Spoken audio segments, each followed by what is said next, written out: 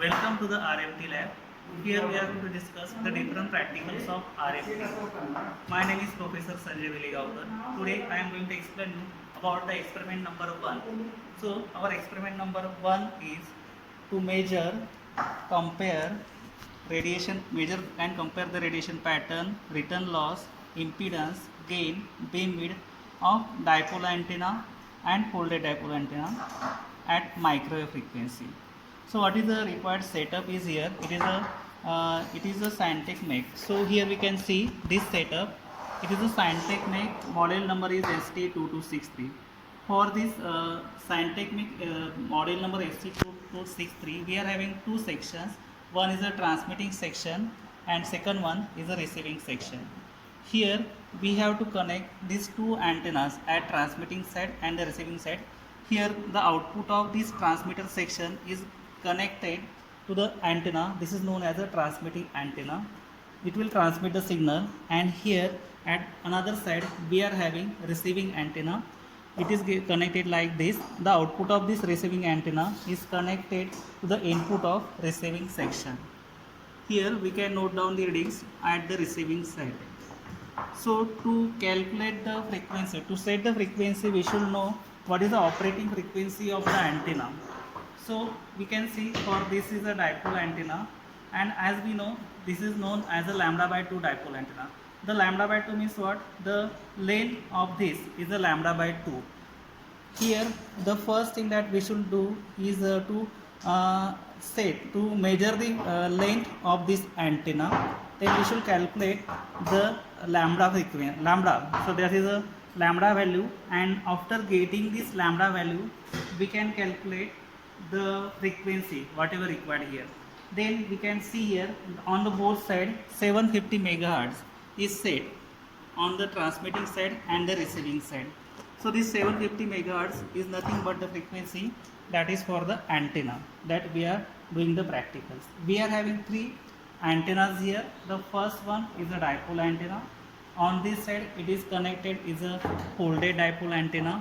Both are having the length that is a lambda by 2. Then on this side we are having Yagi-Uda antenna. Here the Yagi-Uda antenna consists of one element known as a driven element. It is of lambda by 2 size, and it is of folded dipole, and remaining elements are the dipole elements. So it forms one array over here. These are called as director, this is called as a reflector, and this is called as a driven element. So we have to do the practicals on these three antennas by using this Scientech make ST2263 setup. Now how to set the frequency that we will see here. On both the side we should set the same frequency. Okay, that is the that should be the operating frequency of this antenna. If you see here, the first it is written as a EF, it is a 750 megahertz. So we need to set this frequency. So how to set? Here is one button, step. So it will set the step frequency over here. As I am pressing this button, the cursor is moving on the right hand side direction. Okay, so suppose I have to change the frequency, then I have set this cursor at first position, then I am changing this value. Okay, so you can change this at any position. Suppose in the second place, suppose I have to set this as a 680 megahertz. So in this way we can set this. Okay, now I have to set this value at 750. So I change in this way in second place. I have rotated this cursor. Now this value is 750 megahertz over here. In the same way on the transmitting side also same knobs are there, step frequency and the frequency knob. By using this we can set the frequency. We need not to change the memory location to on and off condition. We can change the memory location, we can set it on and off, but that is not requirement of practical. Then at the transmitting side different sections are there. It is a RF generator, it is a modulation. So here it is a internally modulating frequency having 1 kilowatts. Okay, so that is get to be connected. So I have to press in this way. So it is now selected internal frequency as a modulating frequency. Then our carrier frequency is 750 megahertz.